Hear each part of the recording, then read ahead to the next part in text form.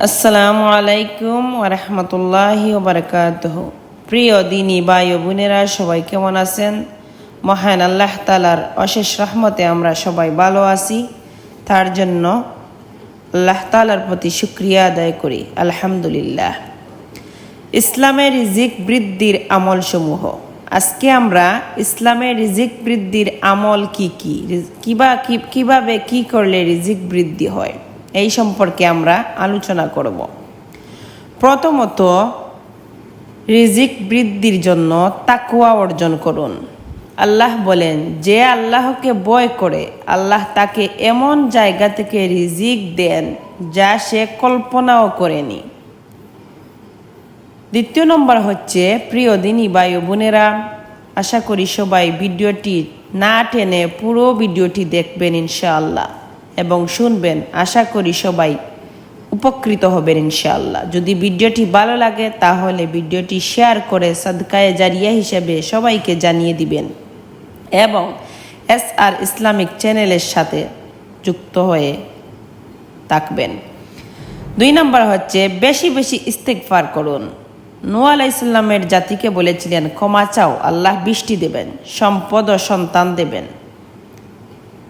3 নম্বর হচ্ছে, আত্মীয়তার বন্ধন রক্ষা করুন। নবীজি বলেছেন, যে চায় তার রিজিক বাড়ুক সে যেন তার আত্মীয়তার সম্পর্ক রক্ষা করে। সুবহানাল্লাহ।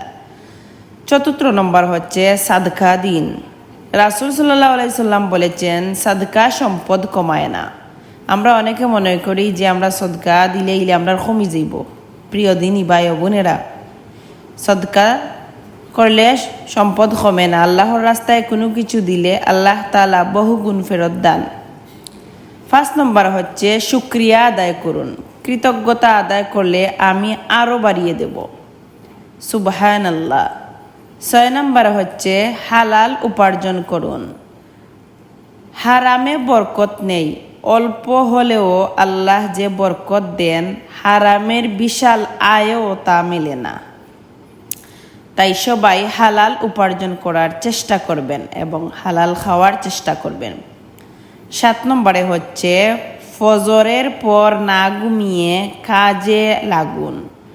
রাসূল সাল্লাল্লাহু আলাইহি সাল্লাম দোয়া করেছেন, হে আল্লাহ, আমার উম্মতের সকালে বরকত দাও। সুবহানাল্লাহ। রিজিক শুধু টাকা নয়। আসলে আমরা অনেকেই মনে করি যে টাকা শুধু রিজিক, টাকা আসলেই আমরা খেতে পারবো, পড়তে পারবো, বসতে পারবো, সব কিছু। রিজিক শুধু টাকা নয় প্রিয় দিনী ভাই ও বোনেরা। সুস্বাস্থ্য, শান্তি, ভালো সন্তান, হালাল জীবন সবই আল্লাহর রিজিক, সেটা আমরা বুঝতে হবে। আল্লাহর সাথে সম্পর্ক ঠিক রাখুন, রিজিক এমনিতেই ঠিক হয়ে যাবে ইনশাআল্লাহ।